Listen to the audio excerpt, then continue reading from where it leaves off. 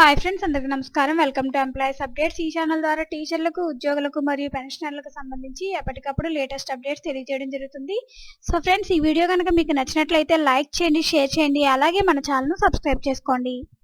పెన్షనర్లకు సంబంధించి ఒక లేటెస్ట్ అప్డేట్ అయితే రావడం జరిగింది. దానికి సంబంధించిన డీటెయిల్స్లోకి వెళ్ళిపోదాం. పెన్షనర్లను మోసం చేయడమే జగన్ లక్ష్యం. వృద్ధులైన పెన్షన్దారులను మోసం చేయడానికి ప్రయత్నిస్తున్న జగన్ ప్రభుత్వాన్ని తిప్పికొట్టాలని ఆంధ్ర పెన్షనర్స్ పార్టీ అధ్యక్షుడు పాలంకి సుబ్బరాయన్ పేర్కొన్నారు.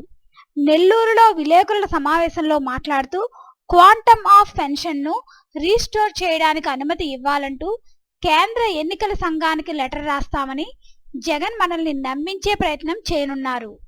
ఎలాగూ వారు అనుమతి ఇవ్వరు. చూసారా, నేను ఇద్దామని అనుకుంటే చంద్రబాబు అడ్డుపడ్డారని చెప్పి సానుభూతి పొందాలని చూస్తున్నారు.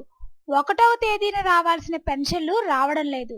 సంవత్సరాలు గడుస్తున్నా డిఏ ఏరియర్స్ ఊసులేదు అని సుబ్బరాయన్ ఆగ్రహం వ్యక్తం చేశారు.